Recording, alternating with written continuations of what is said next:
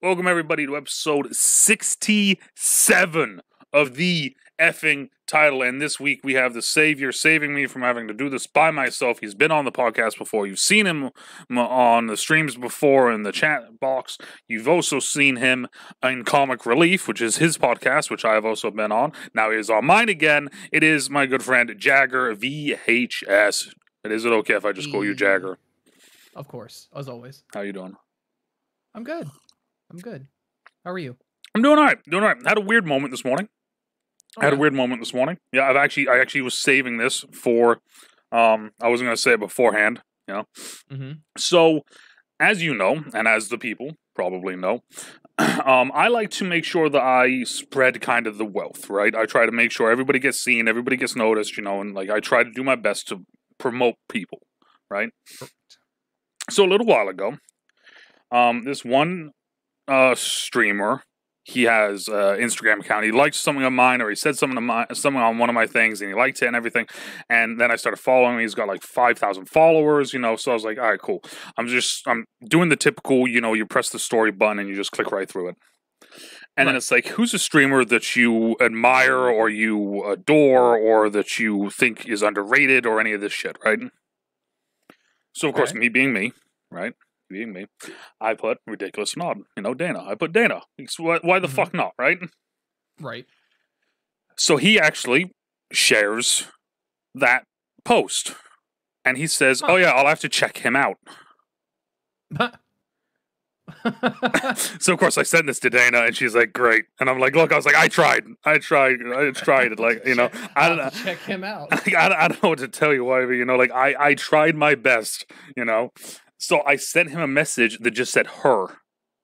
That's all it said. It said her with a fucking star next to it, right? Right.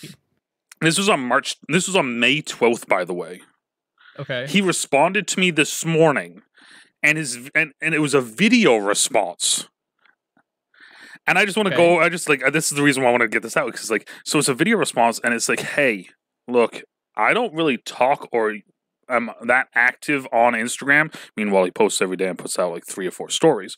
He's like, I'm not that active on here, and I don't really talk much on here. If you would like to talk to me, you can check out my Twitch or my YouTube, where I stream Tuesdays, Thursdays, and Saturdays at this time or this time. Make sure to stop by, and we can talk there, because I don't talk here.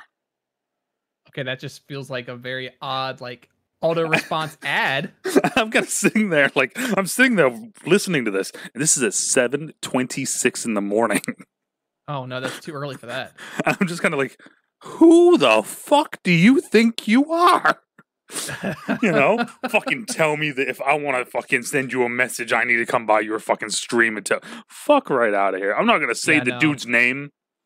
I'm gonna at least be that fucking courteous, but check your fucking ego, man. That's like I said, At least be like the other big streamers and just ignore your Instagram DMs. Don't even respond back to That was the thing. My message was a very simple thing. It was just her exclamation, like her star. That's it. Like I wasn't even trying to be a douchebag or anything. I'm just like, look, dude, like, you know, it's like, you know, you like in this day and age, you literally just said like, hey, you just, you know, guessed who, you know, the gender of the person instead of, you know, I mean, fuck, how hard would have been like, oh yeah, I'll check them out. Right.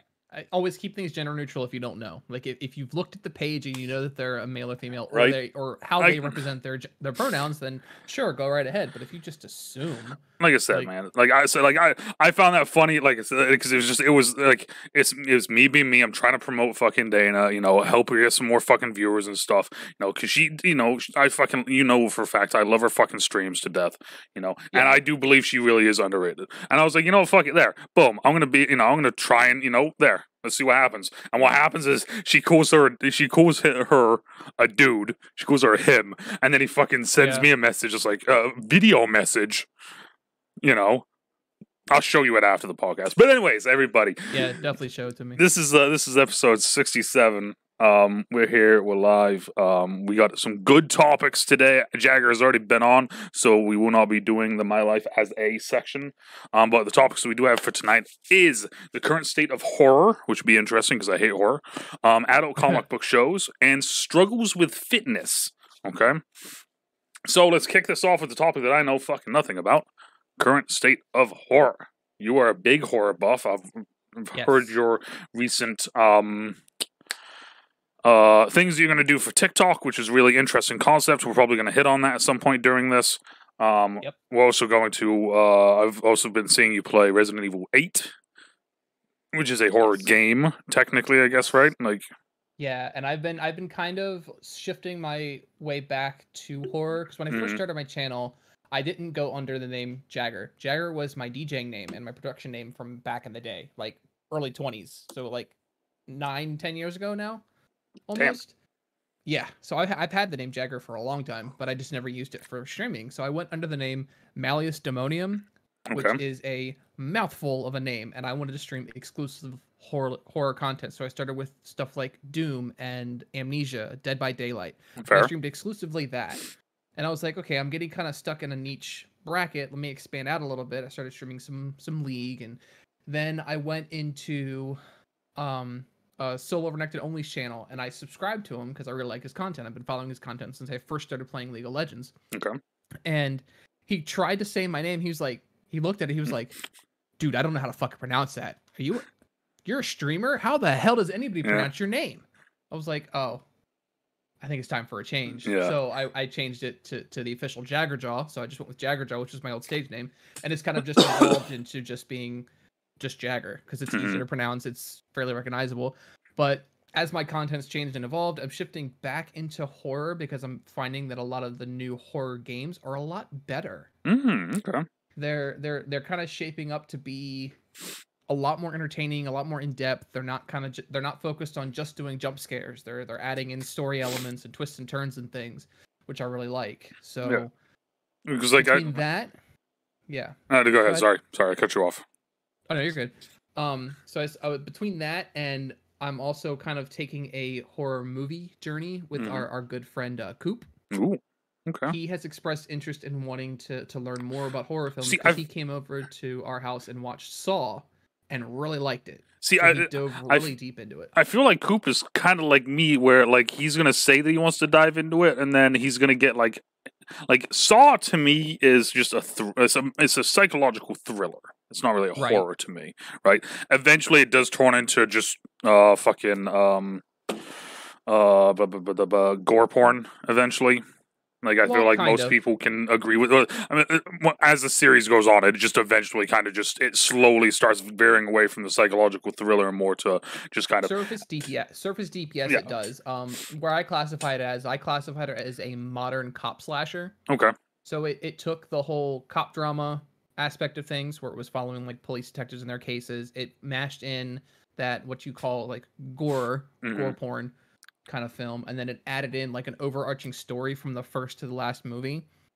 So surface wise, yes, it's definitely just gore porn, but when you like look into all the different twists and turns and things, that's what makes it that's sort of kind of a masterpiece type series. Yeah, that's the thing that I liked about it. So I mean, like, I feel like Coop seeing that and being like, oh yeah, I want to get into it is going to be great until you like sit down and watch The Conjuring, because I feel like Coop is kind of like me, where we're a little bit skittish about shit like that. I could be 100% wrong about that. It's actually 100% funny. You know, it's extremely funny about that. That's what we watched last weekend. Oh, really? The last time he was over my house, he mentioned wanting to get more into horror. He said, what would my roadmap to horror be? And that got me really thinking, and that's kind of what inspired the TikTok series that I'm going to be doing. Okay. I was like, what would a roadmap to horror be? Like, what are the essential, like, if you had to list 100 essential horror films that you should see, not any of the pretentious ones that people say that you need to see, like Cannibal Holocaust and shit like that. Like, I'm not going to go watch some... I've never even fucking heard of that, so... That's a topic on its own, dude. It's messed up and disturbed, and it'll get everybody. If you talk about it too much, it'll get people demonetized. Oh, Jesus fucking Christ! Yeah, it's messed up. See, for me personally, I feel like if I'm talking horror, right, and like I said, I don't do horror. I don't do any of this shit. Like I am the biggest pussy when it comes to this stuff. Horror is October. I do it for October. Everyone gets to watch me scare myself shitless, and that's it. Right. It's definitely compartmentalized to October. Exactly. Like it is for most people. Yes. If I was to do like a roadmap, though, me personally, just thinking kind of what I know, right? Texas Chainsaw Massacre. Right. Iconic. Halloween's, Freddy's, So Yes. Nightmare on Elm Street. So like Yep. those, that's where I'm starting, right? I'm kind of almost because like I feel like before that, yeah, there was some horror stuff, but I feel like those are kind of the iconic building blocks that started, kind of that. You got Jason. Yeah, it's where most people start is the slashers, like the 70s Exactly. to 80s to 90s slasher films. I mean, you get into stuff like Toby Hooper and Wes Craven, John Carpenter. They've But created a lot of then, like the iconic characters. and I think the cool thing with those as well, I mean, and then also one of the ones that I always think is a very underrated is Candyman. Um, Yes, he's very underrated. but like I kind of, my thing is like I would start there, but then I would almost jump right to kind of like almost nowish, right? You got the Saw Yeah, series, you got the Conjuring stuff, you got all that, basically anything that James Wan has put his fucking hand on, you know. correct. Um, James Wan, Lee Winnell, and Ari Aster are like the big three right now. mhm. Um, they're kind of because I mean James Wan and Lee Winnell are the ones that created Saw, and then after Saw, they both went their separate ways and created stuff like The Conjuring, Insidious, There we go, Insidious. That was the Sinister. one I was trying to Yeah, think of. Um, but we were sitting there talking, and he mentioned that he had seen a movie when he was younger mhm. that scared him so much that he completely forgot about it. Oh, Like he doesn't remember anything around this movie, and we started diving into it, and I sitting there thinking, I'm like, there are only two movies that I can think of that would make somebody almost like psychologically break and forget. One of them being The Thing, which is John Carpenter. It's a lot of body horror. It's a yep. lot of really shocking visuals. And the other one is The Exorcist, which still boasts the title as the scariest thing ever made. I showed him one clip from The Exorcist, and he And he lost freaked it. out. Yes. So we've learned that that's the film, and he's like, I want to dive into it to a point where now I can face that movie head on and understand why I had such a reaction to it. Okay. So I was like, okay, if you want to start diving into supernatural horror like demons and possessions and things like that, we should start with The Conjuring. I personally think that The Conjuring is one of those films that's like a modern masterpiece. It definitely helped kick off a new breed of type of horror. Has the series gone on for way too long? Absolutely. But like the first two films were iconic in that series. They kind of brought a new light into horror films, and a lot of horror films started to shape themselves off of what James Wan did with those films. Mhm. So, I mean, so we watched The Conjuring, and he liked it, and he has a lot of questions about it. So then I was Mm. sitting there thinking, where do I go from here? Do I just have him watch all of the Conjuring universe films, or do I have him watch the essential ones from each of the like popular series? Like you would have to watch The Conjuring, The Conjuring 2, Mm. Insidious Chapter 2, and then you could watch Chapter 3 and 4 if you want to, but they're not essential essentially. See, for me, if I were to do it, if I'm showing someone like something, right? Like for Mhm. instance, when me and Fed were talking about the Arrowverse, right? Mhm. He had watched Batwoman, and he started watching Okay. Batwoman, and then he got to the crossover episode of Batwoman, and he was all sorts of fucking confused now because who are all these Right. people? Why are they here? What's going on? Mhm. This that, and I basically like made him a full blown like this is your roadmap to watching the entire DC TV like CW Arrowverse, Right. and I went straight through that. So if it's me, mind you, you can have a different approach. But if it's me, I'm literally saying, okay, we started with The Conjuring. You like The Conjuring. We're going to do the entire Conjuring universe. Boom. There it is. Then we'll move on afterwards. Because if he's Right. digging this one thing, you don't want to kind of have him start digging this and then like, hey, now here's Candyman. And then it's like, go Right. back to Conjuring 2 and it's like, I'm kind of not into this now. And that's the thing. It's like I kind of created this mental roadmap for him, and I told him, I Mhm. said, these are the essential films you should watch if this is the type of horror you want to dive into next. Because he told me, he's like, I like, from what I'm understanding about myself, is I like horror that's has a nice world building technique. Like they have different things that continue from movie to movie, and there's good lore, there's good story behind it, there's some fact to it, there's some research behind it. So I said, okay, so we're gonna start with The Conjuring. We're gonna watch The Conjuring 2. The other films are kind of just supplementary. They're not really part of the universe. They're just based off characters that were in the first and second Conjuring films. And some of them are good and some of them are garbage. Mhm. So I was going to have him watch all of those films to see that there are good supernatural horror films that have great story and world building and character development. And then there are other ones that are just trying to scare the hell out of you Yeah. for no reason. Mhm. And then, and leading into these building blocks of like modern horror, I'm going to take him back to 1973 with The Exorcist, which is a movie that still scares me to this day. Mhm. To That'd be a take some nice. of these, That'd be a nice like you little, see, cuddle party then. Right. Just It's one get of under those the things where blankets together, just kind of, get that hug gonna started, have to. and Yeah, we're just, just gonna have to. there you go. No, the Yeah. lights are on, all the windows are open, you know. It's middle of the day. Yep. It's 85 degrees outside. The sun is shining. Yep. You Yeah. you do everything possible to make it so it's like it's definitely not going to be one of those things where it's like you get done with it and it's like, okay, I don't want to go to bed now. And that's kind of that was kind of my reasoning for like wanting to talk about the current state of horror, because Mhm. like there are a lot of films now that base themselves off of what James Wan and Lee Winnell did with their semi-minimal practical effects and some of the CG effects that they do, and it's like they took horror back to its roots, because when you compare stuff like The Conjuring and Insidious, where it's mostly practical makeup, some little effects, a little bit of post editing, and then compare it to The Exorcist, where everything was practical effect. There was nothing that was faked or staged. I mean, they filmed the entire ending exorcism scene in a freezer. Damn. They built a bedroom set in a freezer, and it took them 2 months to film because the lights they had kept raising the temperature of the room. I was gonna say, So you stopped being able to see. wasn't there a bunch of Stop being shit able that to see the happened light. on the set of The Exorcist that was like fucking weird? Yes. There were like 15 crew deaths. 2 women had miscarriages. The set burned down, except everything in the set burned down except for the room where they held the exorcism. Um, a couple of the actors that were in the exorcism scene got really deathly ill following the release of the film, or following the completion of the film prior to release. And then when the film got released, like opening night, a bunch of people had like seizures, they passed out, they puked in the theater, they had like really visceral reactions to that film. And it was new for its time. It was Nope. the first kind Nope. of film that they released in the Fuck no. 70s. Like, Hell no. yeah. No. I mean, also keep in mind, back when this movie came out, the Mhm. kind of horror that people were used to were like Dracula, like Yeah. Bela Lugosi, Frankenstein, Nosferatu, Yeah, like exactly.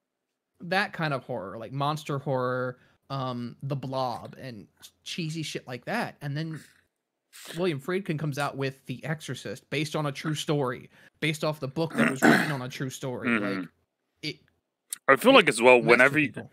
even if it's like barely, right, like just barely based off of a true story, I feel like as soon Mhm. as you throw in the true story aspect of it, it immediately freaks people out. Well, that was the effect that they had with the Conjuring series. They're based off of real case files from real paranormal investigators. Ed and That's Lorraine fucking Warren were real wild. people. That's fucking They were wild. real Nope. people. They really investigated these things. And there's actually a lot more movies that came out that are horror movies that people don't know were Ed and Lorraine Warren cases. The Amityville Horror was one Mhm. of them. The Haunting in Connecticut, that was another one of their big ones. Mhm. And then all the Conjuring films, and then the Insidious movies were loosely based off of one case, but there weren't any details and no real names were used. Yeah. It's But like, like all the from people in those movies were all real names. Like the Perrin family is real, the Enfield hauntings were real. Jeff Lutz from the Amityville Horror, that was a real person. Like, Damn. yeah, it makes it brings a little bit more realism to it, which is what makes them scary. Yeah, I mean, it's like like I said, I don't watch horror movies. What I've done recently, and it's probably within the last year, I would say, is there's a YouTube channel called Dead Meat. And Yeah. I'll give him a shout out now because I fucking love this guy. I think he's great. I think he's great at what he does. I mean, you've probably heard of him or the channel, and you've probably watched it. I think Yeah, it's I've listened to the Dead Meat podcast. yeah, I think it's James A. Janiste, right? Is that his name? Yeah. Yeah, I think so. He does kill counts for movies, and a lot of times they are horror movies. So it's cool for me because I'll watch those, and it's like I basically get to watch the horror movie. Yeah. Mind you, it sucks because I'm not actually, giving the money to the fucking people who made the movie. But, like, I'm still able to kind of watch to an extent and understand what's going on in these movies. So for me, I really I've been watching a bunch of different stuff like that. And it's funny when we talk about, like, modern day horror and everything, and just thinking about it, it really does feel like it's into almost one of, like, a couple categories. It's like remakes and reboots. Right? Right. Which are typically based off of slashers. Unneeded sequels. Yep. Or it's just a completely new idea that just falls completely flat. Such as the main one that I'm thinking of is Truth or Dare. Oh, there's another category. There's what I'm calling art house horror, Okay. which is what Ari Aster does. He did that with Hereditary and Midsommar. Oh, okay, Um, yeah. and then the same studio was associated with the remake of Suspiria. It was basically made under the same premise. It Hmm. was bizarre and uncomfortable, and it introduced just enough horror to make it count as a horror film with some supernatural elements to it. Like Midsommar did not have any supernatural element to it whatsoever. It Yeah. was literally just a Swedish cult. But it was so bizarre and so unsettling that it made it a horror film. Hmm. And the whole film takes place during the day. There are maybe 2 night scenes in the entire thing, and people always associate horror with like nighttime, dark. Yeah. Bad shit happens when the sun goes down. It's like, no, there's like 2 scenes in the entire movie that happen at night and nothing bad happens. When I kind of feel like as well, just and this is just a broad statement here, mind you. So this would be just a broad Mhm. statement, and this is along all movies, but it kind of it can relate to horror especially. Is that it feels like a lot of one, a lot of studios aren't willing to take risks anymore, but two, it's just very difficult to come up with fucking new ideas. Because Right. because we've had so many. I mean, what we've had the movies since when? The fucking 50s, 40s, 30s, right? 40s or 30s, Yeah, yeah. we've had movies since then. I mean, it's kind of difficult to come up with a brand new fucking idea that hasn't been done before, right? I mean, Right. shit. I mean, like they're doing a not a it's not a prequel, it's not a sequel, it's a side story for Saw. They're bringing back Candyman as I guess it's a sequel, right? Yeah, they're calling it what I call them resequels. They did the same thing with Blair Witch, where Yeah. it's like a soft reboot, but it's also a sequel off the original story. So I call them resequels. Okay. Yeah, that makes sense.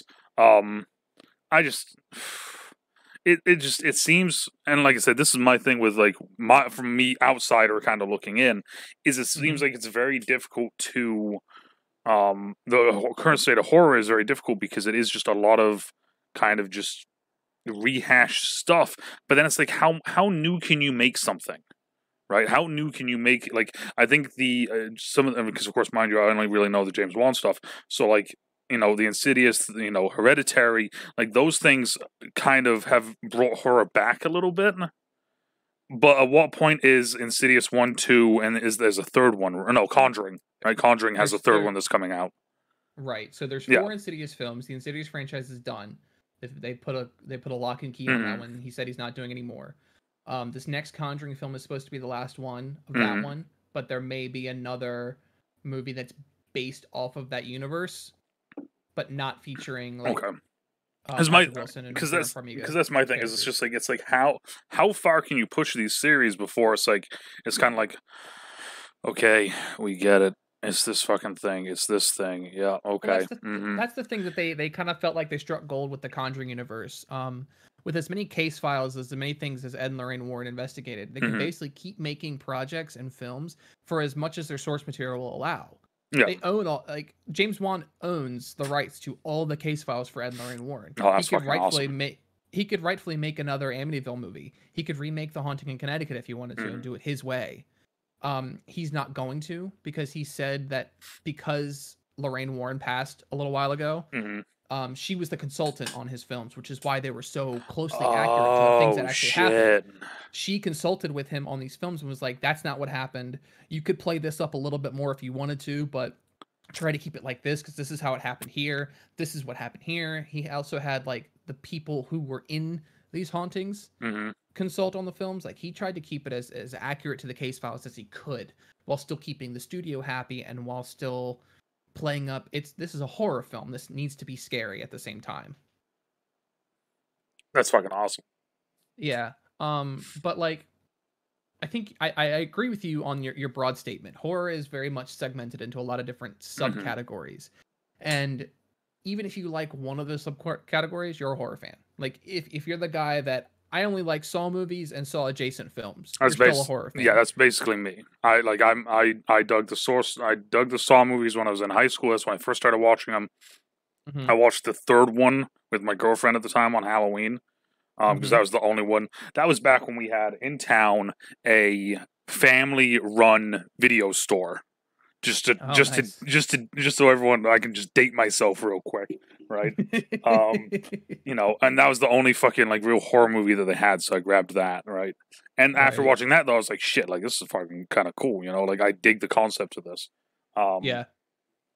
And then, of course, like I said, I kind of the franchise for me just slowly goes downhill, and then I'm hoping the spiral from what I've heard, spiral brings it right back. So Yeah, that's I've seen nice. Spiral. Yeah. Spiral does bring it back to its Um, roots. I think it might be a revitalizing for the series. that's I good to kind of hear. want them to just keep it as the one film because the idea that Chris Rock had was it was on point. It did a good job. And sometimes those rehashings, like those reboots or resequels, they do a good job, and sometimes they fall completely flat. I I like mean, I like the because of course, mind you, like I said, I haven't seen it, but I like the concept of it being spiral from the book of Saw because by right? doing that it kind of does kind of like what you were saying with the Conjuring universe. It kind of opens up the Saw universe from being just Jigsaw to kind of Yeah, opening it up a little bit, and I'm almost making it like, well, now there's a copycat in Texas, there's a copycat in California, there's a dude over right. here that's doing it. You know, there's a guy in fucking France that is, you know, like it just kind of it opens it up a little bit, but it could allow for a lot of different wiggle room and stuff that like you may not know. Like, you know, it could be like a you know the whole movie like there's the killer, da da da da, he dies, and then like the end, you know, credits rolling at the ending. There's a phone call. A guy picks up the phone and he answers it, and it's like, well, you know, number 12 is dead. He got caught. Yeah. And it's like, well, shit. All right. You know, where? Here? Okay. I'll be there. And then he puts the phone down and the camera turns around and it's the fucking doctor. That's kind of what I was expecting them to do with Spiral. They didn't, but the kind of concept that they're doing, I want to keep it as spoiler free as possible. It's like basically Jigsaw's dead. The whole Jigsaw case Mm-hmm. is shut. Fully It's been shut now. years. Yep. Like, it's fully shut. It's been years since anything's happened. They had a couple copycats that popped up that they mentioned that have been shut down, and this is a whole new thing where it's like they're Jigsaw-esque traps, but they're a lot more advanced. They're a lot more focused on specifically what this person did, Mm-hmm. and it's very heavily targeted, as the trailer says, at the cops. It's all cops. It's not just random people. Mm-hmm. And it's like they could easily do stuff like that where it's like you making this movie and they advertise it as like a serial killer or whatever, and then you don't even realize that it's connected to the Saw universe, but it's inspired by what they're calling now the Book of Saw. Yeah.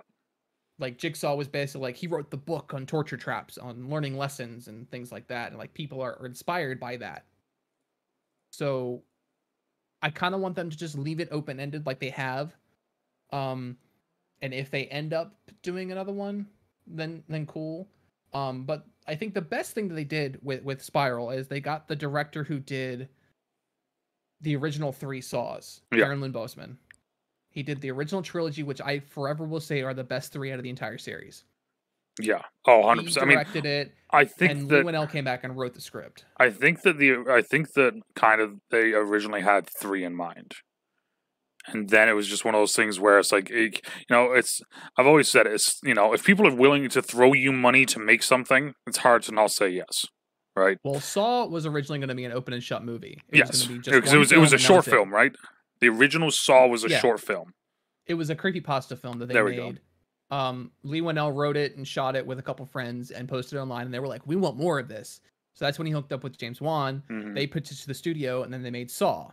And then Saw did extremely well. So they were like, "Okay, well," Lee Winnell was like, "I'll keep writing. I'll write 4 films, and you just get somebody else to direct it because I don't want to direct it again." And James Wan was like, "I'm writing my own universe, so y'all do your thing. I'll produce, but I'm not going to direct." So they initially slated it for 4 more films. So I brought So it it was through to because I'm trying up to 4. to get the fucking timeline down. Right. It would have been directly after Hoffman. Okay, yep. Once Hoffman's story was supposed to close at the end of 4, but they continued it through till like 7 because the movies were doing so well. They said we can pump one of these out every year, drag the story out a little bit more, focus it on different things, and Yeah, because the end the Hoffman story thing this way. just did. I didn't. That was when I kind of was like, all right, like this is just getting a little bit much now. And then when they did just a Jigsaw, I was like, okay, this movie's just fucking stupid. I mean, it was interesting because it was more so like a peek back, but It it was definitely just didn't feel like the others. Well, that was the thing. Is it like it felt to me? It felt like one of those things where it's like, well, we need to do another Jigsaw, and we're like, oh, it's been a couple years. Should we do another Jigsaw movie? Sure. What can we do? Well, why don't we just kind of retcon some stuff and make this like the original ones, even though we've already said the original ones, but now let's make this the original one. And like that was my big thing. Was I was just like, oh, fuck off. We've already done the originals. Now you're adding more originals. It's like Yeah. no, like. Which is why I'm glad they didn't actually connect this back to Jigsaw. Jigsaw is mentioned, like John Kramer is mentioned in Spiral. Yeah. But it is very, very, very, very separate. Like there are no like subtle connections. Like the killer's not Jigsaw's grandson or some shit like that. Like Jigsaw's there's no dentist. connection to Jigsaw whatsoever. Like it's just this killer has his own motives. Yeah. The whole thing is designed, and the twist is great. It's well done from start to finish. Yeah, I'm excited. I'll leave it at that. I'm excited to watch it. It's one of those things like I've told you, me and Big John, we used to watch it every year, and so it's one of those things. I haven't actually talked to him fully about it yet, but when it does come out on like so you can buy it or rent it, I was gonna say to him, me and him should rent it and then we'll watch it on Discord, like that sort of thing. Yeah. Because like I said, me and him I've watched them kind of almost religiously together. Mm-hmm. And Jigsaw was the first one that we didn't watch together, so I thought it'd be kind of cool to, I'm going to bring it up to him at some point. But I thought it'd be kind of a cool thing to do again now. The technology, now that we're all able to do that kind of thing, yeah, in exactly. Discord hangout. So I mean, that's my thing from an outsider. Is just like to me, horror just kind of feels very, very stale. It's in a very that's my gripe with it right now is it's like in a very weird transitional point where like there's the ones that you can like for me there's the one like we've been saying about the Conjuring universe, right? Like that's like boom, fucking Conjuring universe. But then it's like immediately after you start thinking about it, it's like okay, well there's no more like sort of Scream stuff. There's no more really kind of we have Halloween.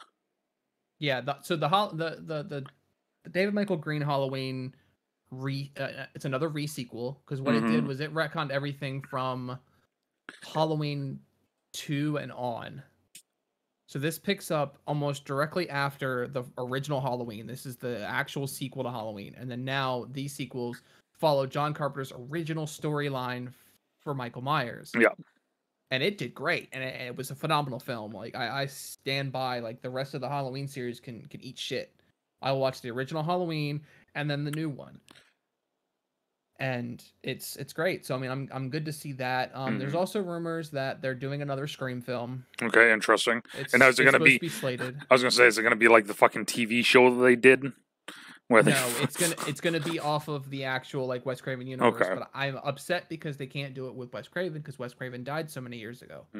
True. So it's gonna be interesting to see who helms it and who writes it and how faithful they stay and if they try to do some dumb shit where they bring back a character that was supposedly dead. Like That's the rumors. Because like Jason franchise has kind of been dead for a while, right?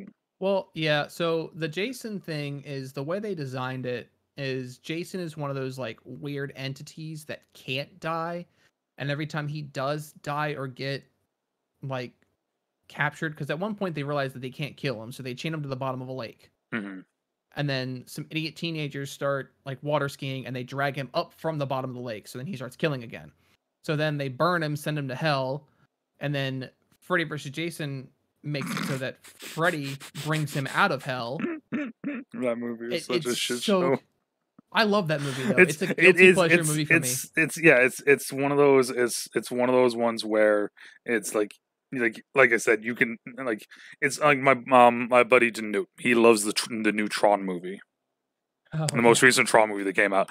We can all say it's universally not good, but it's one of those guilty pleasure ones. Like it's like yes, no, I will sit down and watch this anytime I see it on TV, or I get bored. Boom, Yep. There are times where I seek out watching that movie. I'm like, you know what? I'm in the mood to watch Freddy vs. Jason. Yeah. I'll put it on. I remember what my uncle, he had it. I asked him if I could borrow it one day, and I watched it, and I was like, "This is so fucking." It's like most verse movies these days, right? Freddy versus Jason, Alien versus Predator, even Batman versus Superman, which is arguably one of my favorite movies. Godzilla versus Kong. There's no fucking winner. Yeah, there's no way you can win either way. They always and find all the endings to all the endings to all those movies proves that. Yeah, right. It's like, oh, Jason cut off Freddy's head, but Freddy's head winks at you at the end of the movie, and it's like, oh, fuck off. And then Alien versus Predator, you get an Alien Predator hybrid bursting out of the chest. Yeah, it's like, all right, cool. Kind of thing. Godzilla versus Kong, they're buddies now. They have a mutual understanding. It happens every time. But that's my thing with horror, and like I said, I'm the outsider. But for me, I can't I know Midsummer because of course it's a little bit paganistic, know, so I kind of know a little bit about it because of that. But then other than that, my next stuff is old stupid shit like Countdown. Well, I mean that's the thing. It's like every bit of horror has its own deal. Mm-hmm. There are your film school students who will praise anything that A24 brings out. Oh yeah. I mean, Hereditary, Midsummer, Green Room. They praise A24 till it'll eventually go bankrupt, but it's really not like the end all be all studio. To be honest with you, there are some of those what I call C-list horrors. Mm-hmm. They don't even how that used to be straight to DVD horror, which would count as B horror movies. These are ones that don't even make it to a DVD release. They just go straight to a streaming service for a couple months and then disappear off the face of the earth. Some of those have been some great horror films. I saw one this past Halloween. Me and Meg watched one. It's called Mara. It's about a detective who's working on a case, and it's about a sleep paralysis demon. Yep. Just you saying that. Yep. Mm-hmm. I remember seeing something about that.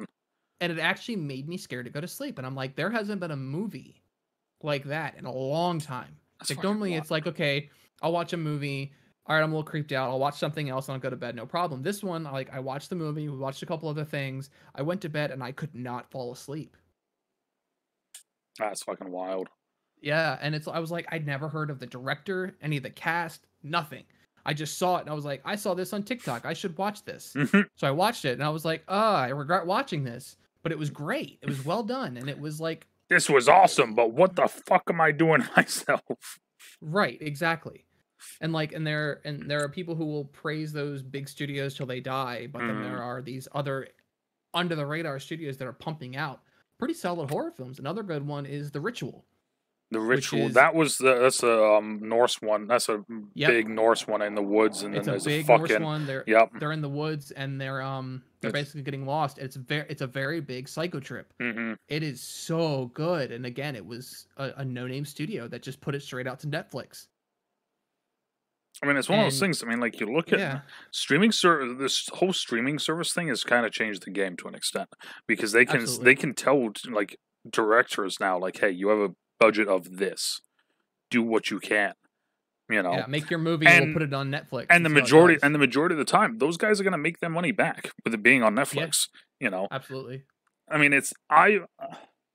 there was one, I don't know what the name of the movie was. They actually shot a horror movie in my town couple summers ago, and I found it fucking hilarious because so I live on the main street. They shut down the main street because at the end of the main street there was, and I was outside on the street watching while they were filming because I was just curious, right?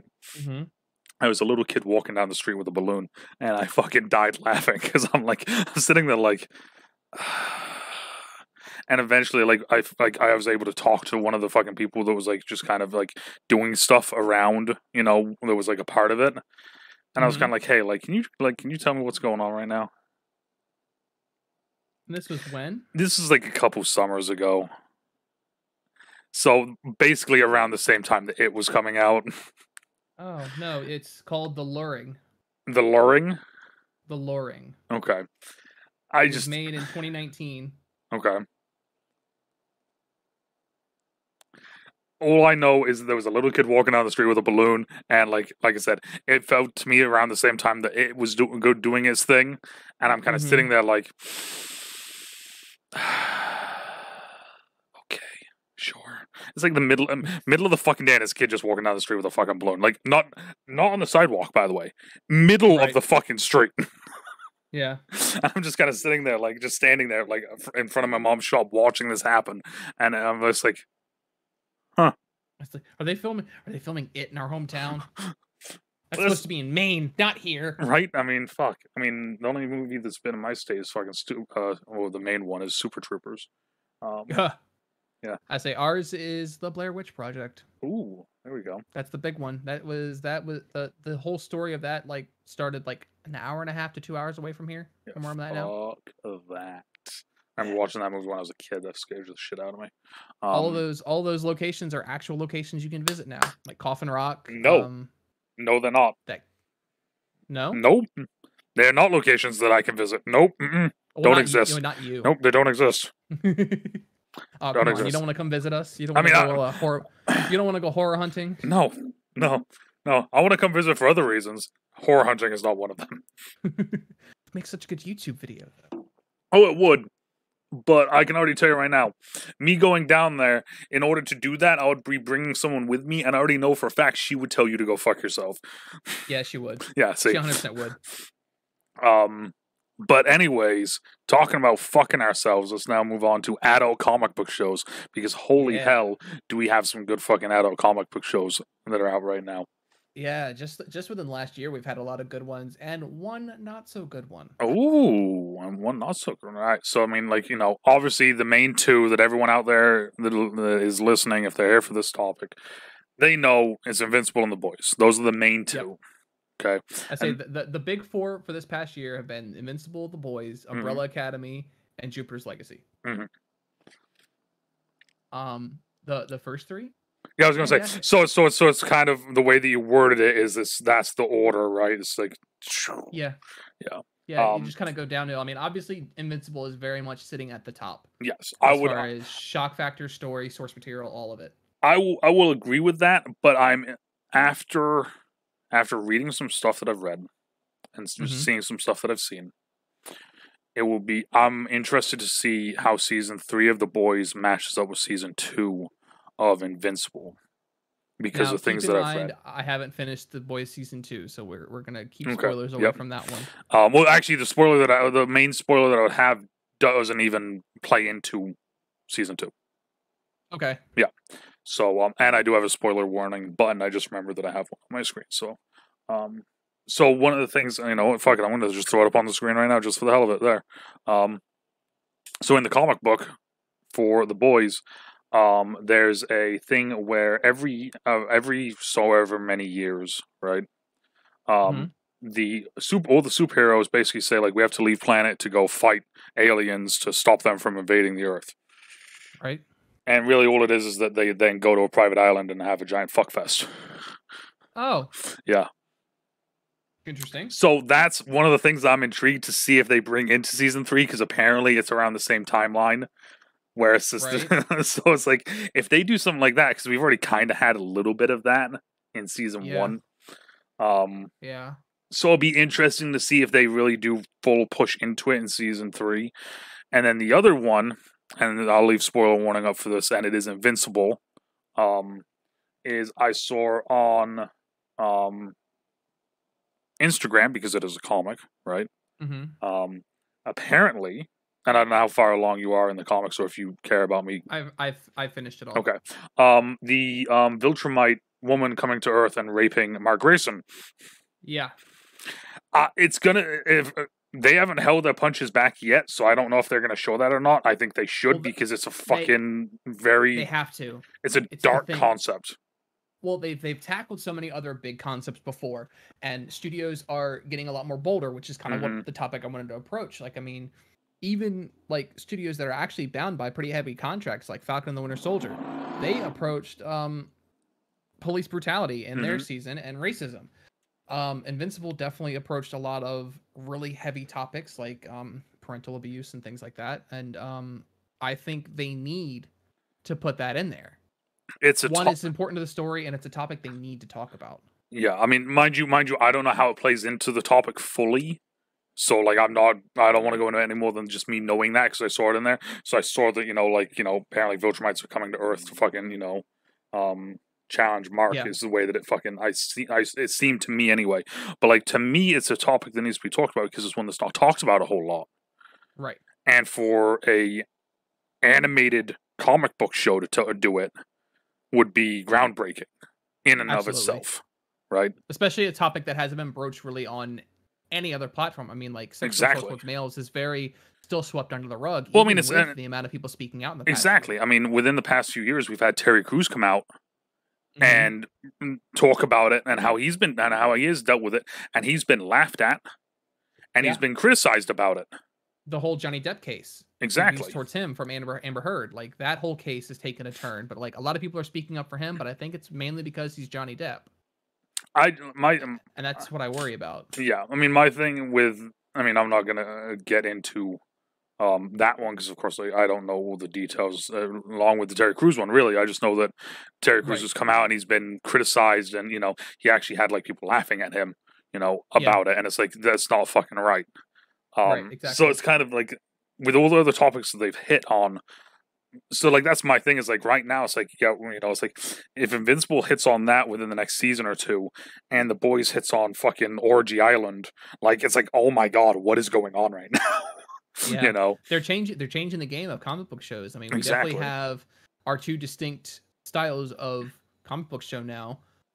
Well, sort of like 2.5 because we have Marvel with what they're doing, with them tying in the MCU.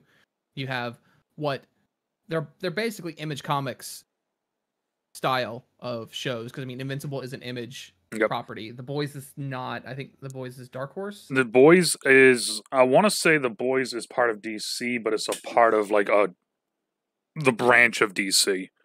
Because that was one of the ones that I remember at one point looking up and being like, fuck you guys. Oh, Dynamite puts out DC Dynamite Entertainment.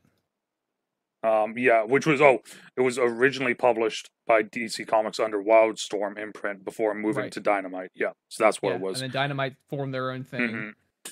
But yeah, so I mean, Dynamite is doing that. Jupiter's Legacy is an Image Comics thing that's fairly graphic, not as graphic as the other ones, but and then the Umbrella Academy is the other adult themed one. Yeah, that is supposed to touch on some pretty hefty topics in the next season as well. And from what I understand, Netflix is basically releasing them to say, "Hey, hold no punches. If Amazon and Invincible can do it, and The Boys, then have at it." Now that I think about that, because I mean, because of course, me being the DC fanboy that I am, is Doom Patrol rated R? It doesn't look like it tells me. This is stupid. Are you seeing if Doom Patrol's rated R? I think it's. I want to say it's either R or it's. Okay, that just tells me. Okay, internet. When I say rating, I don't mean the fucking stupid rating the companies fucking give it. All right, I mean like the fucking rating. The Umbrella Academy is Dark Horse, and Dark Horse Comics is the one that put out Hellboy. So they're along that same era of things. Parents need to know the Doom Patrol is a mature reboot. Okay. And then that was my other half. It was like the DC universe stuff that they're doing with the Titans and Doom Patrol. Yeah. Which I mean, those it's kind of hard to fucking talk about that because we haven't had those on fucking. I mean, it's weird doing that because it's like everyone else is on the major things, right? Netflix, Amazon, Disney Plus. Right. Well, now Titans and Doom Patrol are going to be on HBO Max. Now they are, but they've already had but they've had 2 seasons where it was strictly just DC Universe, which a lot of people didn't have.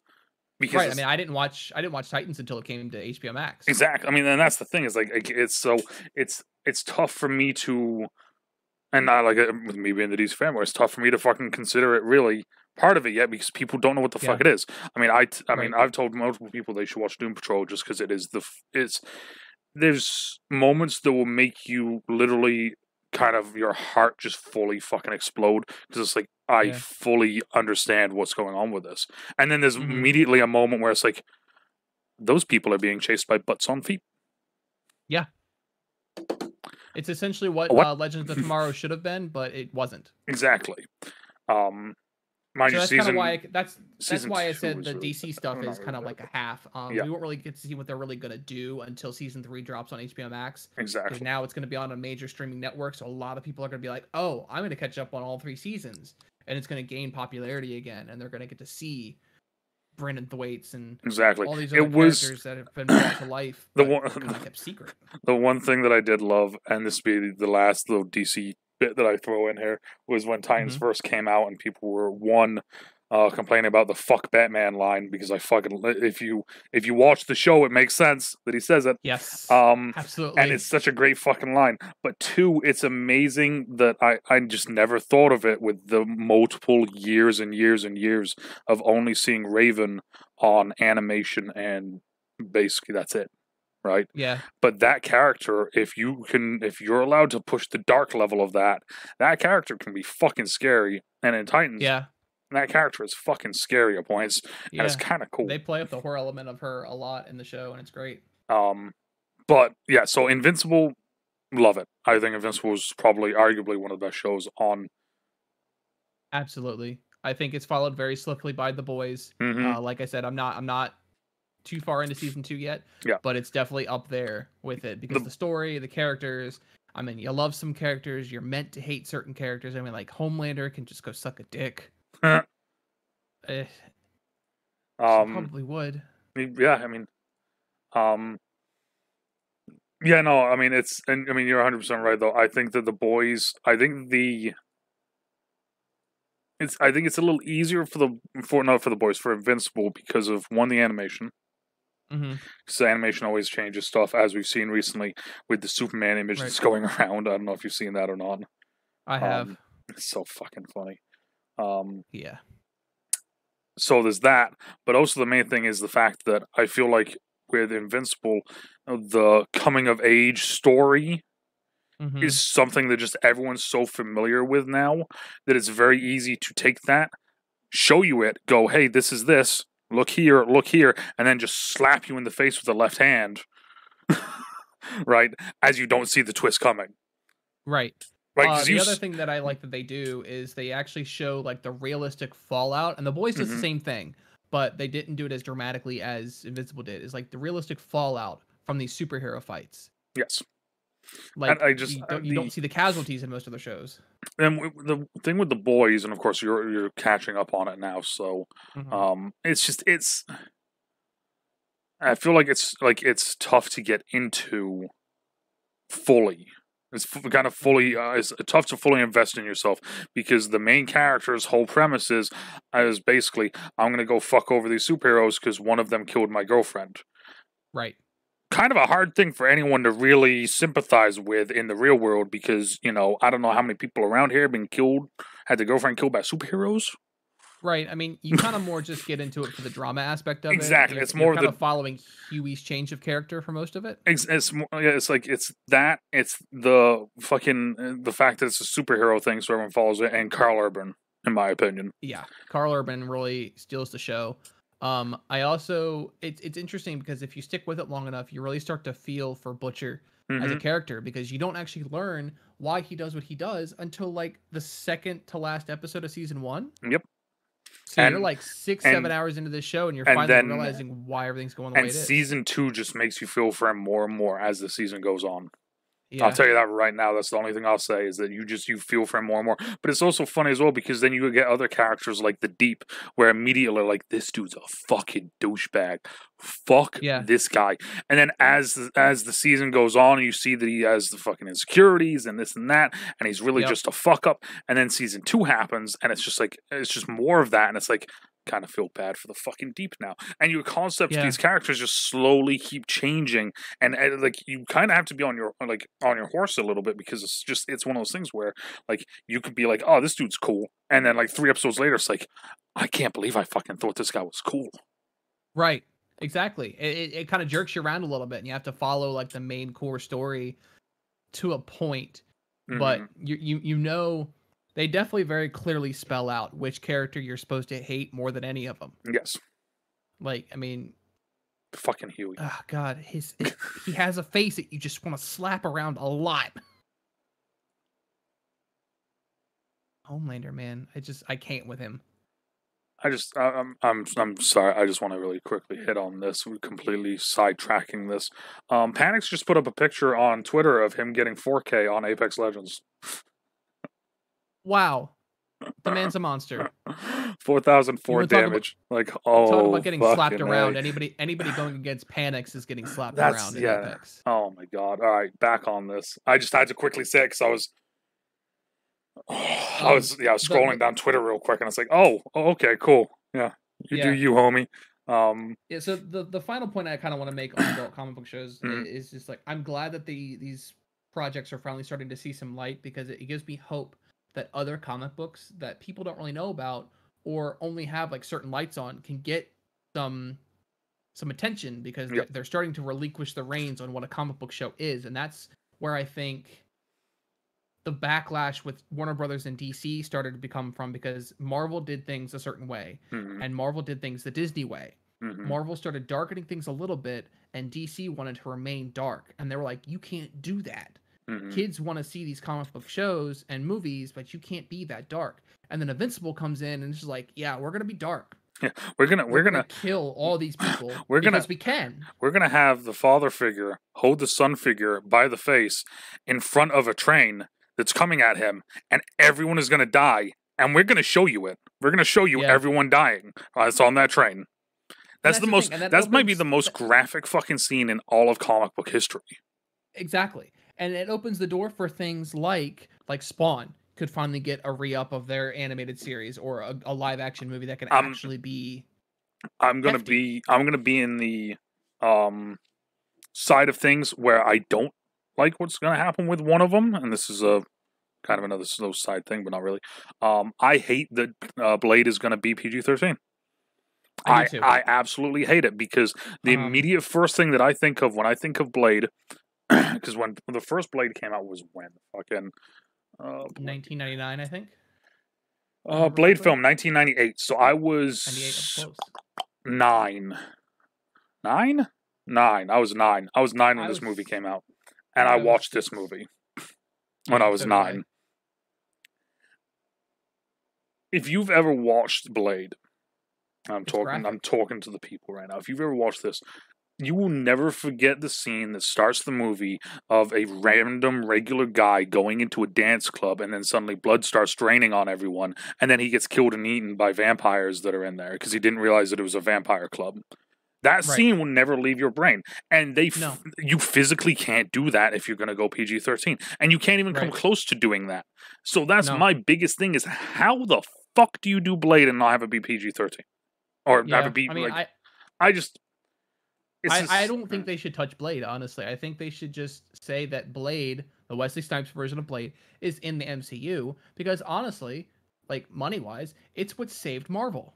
Well, and the other thing as well is that Blade came out when they were filing for bankruptcy. If they're gonna do this whole, if they're gonna copy the multiverse thing that DC's doing right now, right? Just adapt everything.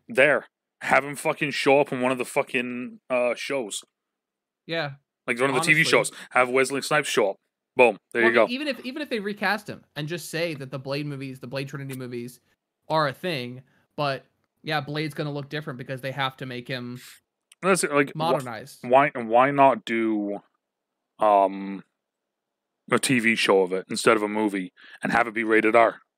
Well, they tried that. FX tried that. They have Blade the series, and it was a commercial flop. Yeah, but see, that's FX. I'm talking about Disney Plus doing it, and doing it in the style that they are with, these other games or these other freaking shows, right? Yeah, and Blade's one of the tricky ones, because you've got to think. I know they're going a little bit darker, but they kind of pushed their luck when they did Deadpool, and Deadpool 2 is rated R.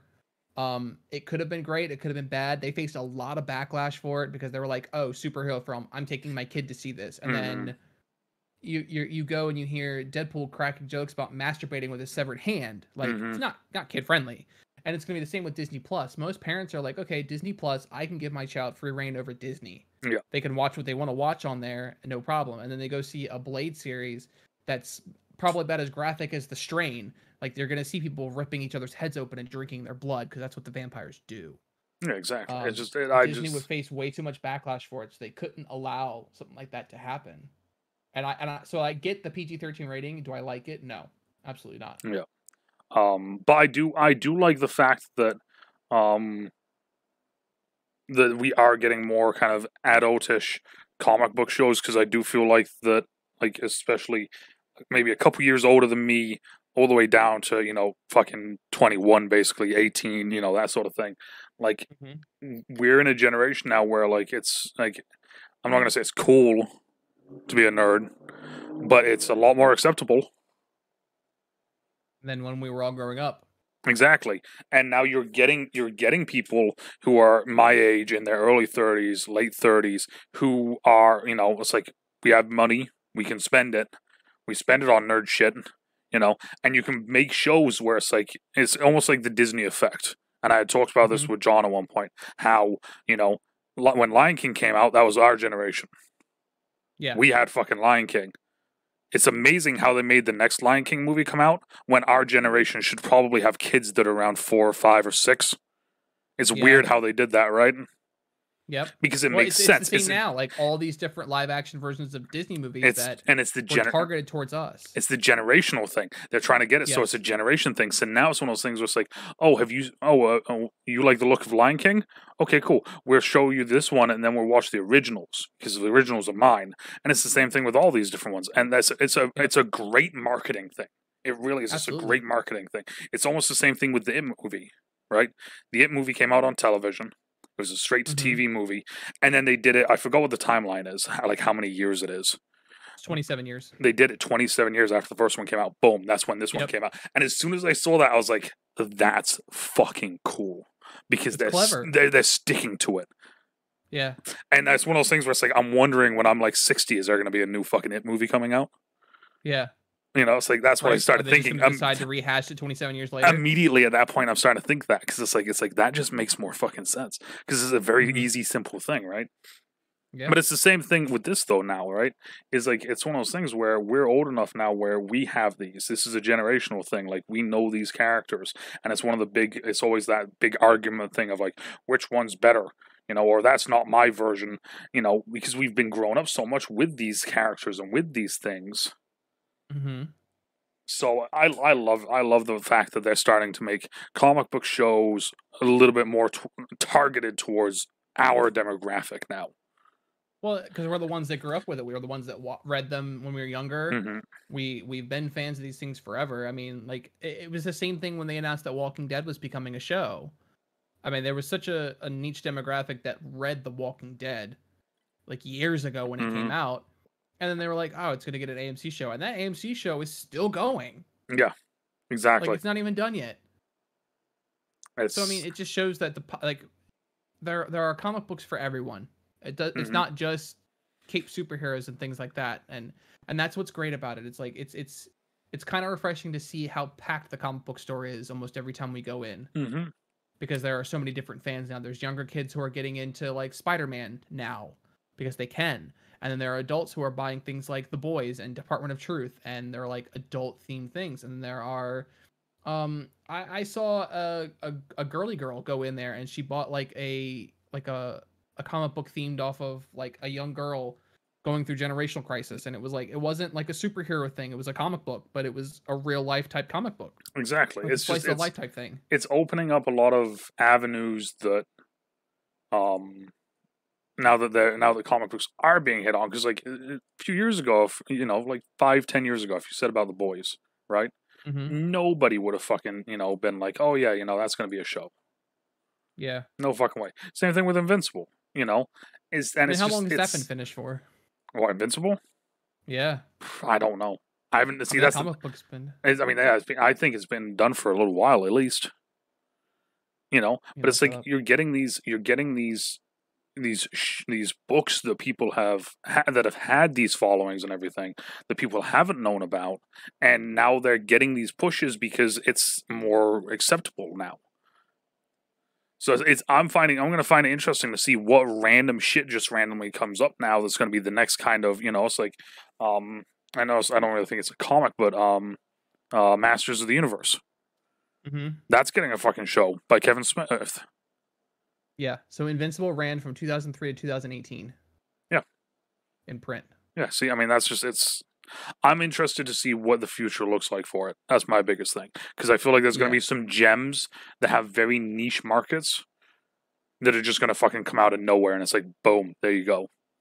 Yeah, I think we're gonna see a good mix of the two because I mean, like I said, in the past year we've had some gems. Hmm. Like Invincible is a gem, The Boys is a gem, Umbrella Academy kind of falls in the middle, Yeah, and I then you have never like watched that. total. It's It good. It's worth it, a it watch. looks weird to And then me. you have total flop. You have total flops like Like, Jupiter's yeah, Legacy. They that, tried so hard to this bring another comic it's thing to life, and they failed so it's hard. so funny seeing the drastic difference of the people that either they really like it or there's the people that really hate it. I haven't seen a single person that's been like, yeah, it's okay. Yeah, no, you either love it or you hate it. And like, I'm sure if you could follow along with it and you didn't read the source material, you'd like it. Like, it'd be good. But I mean, I know the source material and I followed along with it, and I'm just like, no, Nope. this is not right. This is Um, not even like closely adapted. It's awful. yeah, I just my thing was like it felt clunky at pacing wise, it felt clunky Was a it lot of the was time. they It changed too just many it characters felt and tried to keep too many plot lines that would have relied on certain characters also, I to mean, be mind a you as certain well, it way. doesn't help as well that I came in midway through episode 3, I think it was. Oh yeah. Um, but still, you know, um, yeah, no, that's my thing. But They tried to kind of copy what Invincible did with the shock factor. They're like, ah, this is a family of superheroes, blah blah blah. They basically set it up like the Incredibles, and then they're like, here's the Invincible factor. We're gonna have him cave in some guy's face, and I'm just like, okay, it doesn't have the same effect mhm, anymore. Like, I mean, yeah, it was shocking, but like, you didn't do it right. exactly. And So I think that's the thing is that like a lot of these are like, oh, we can do this, but let's tweak it like this. And it's like, no, right, just stick to your guns. yeah, But all right, let me get the spoiler warning off because we don't need a spoiler warning for struggles with fitness. correct. This has kind of been an interesting one for me recently. Not struggling with fitness, but Yeah. just the fact that I've been talking about it more with different people. Mm-hmm. And like for instance, recently in one of the discords, where was it? Where was it? Let me find this real quick.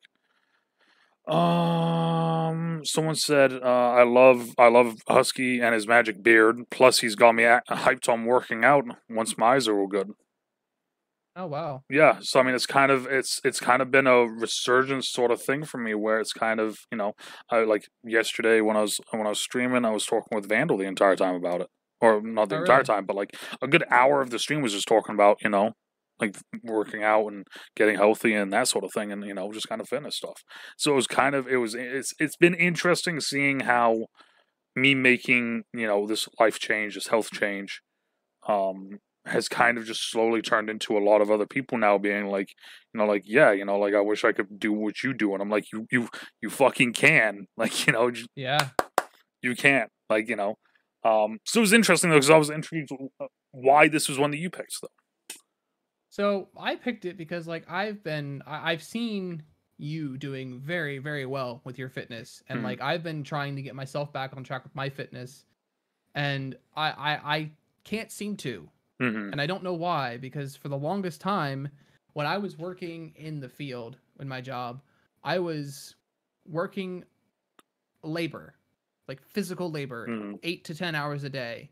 I was up and down on different floors. I was up and down off the ground, up and down on ladders, lifting 50, sometimes 60, 70 pounds of metal above my head. And I would still get off work, go home, clean up, change, go straight to the gym. Yeah. And I would work out for 1 to 3 hours. Mm-hmm. And I was doing powerlifting, I was doing cardio work, and I dropped like 140 pounds in a year. And it was nuts. And I was like, wow, I'm feeling great. It's amazing. And then all of a sudden, I get this office job, and all of my motivation just went gone. Yeah. I figured I'd be like, okay, I'm on my ass for 8 hours a day. I can go, I can work out, I'll be good. But as soon as I get to the gym, I'm sitting there like, wow, I don't feel as good Mm-hmm. as I once did. I have all this energy and I have my pre-workout pumping through my veins and I have a good meal on me and I should have all this energy to work out, but I don't have the motivation. Mm-hmm. And I don't know where that motivation went or where it came from originally. And I've let my body kind of revert back to the way I was when I left college, which I don't like because it makes me feel bad. It makes my legs hurt. It makes me self-conscious about wearing certain shirts because, like, I was down to a 34 size waist jean, and now I can't even fit in my 38s very well. Yeah. I had to go back to buying 2X and 3XL t-shirts, and I was up down to almost wearing a large in some things. I was feeling so good. Yeah. So. And it's strange. I don't get it. So, of course, the only thing of course, it's always one of those things. There is, and this is the big one for anyone out there that's fucking listening. There is no magic pill. There is no plan that will work for everybody. There is no guaranteed if you do this, this will work. No, none of that shit is fully functioning like that. That's not how fucking any of this works. If someone tries to tell you that, oh, just do this, they're an idiot. It's not that simple. Never has been that simple. It never will be that fucking simple. Okay? Right. That's why personal trainers are bullshit. Well, I mean, personal trainers are okay. It's you have to have the right personal trainer. A personal trainer is just like, all right, we're gonna get you on this plan. This is the plan that I have all my people on. No, immediately at that point you say, no, I don't want a plan that everyone's on. That's what I mean by personal trainers. Like there's people who are like, let's get you a customized workout program that I give all my guys online. Yeah, no, because like my buddy Unright, he has a company. He does personal training, but he's very on point about like, okay, you're this old, you're this, you're that. What do you want to accomplish? You want to accomplish this? Okay, what can we do and what can't we do? Okay, this is what we're gonna do.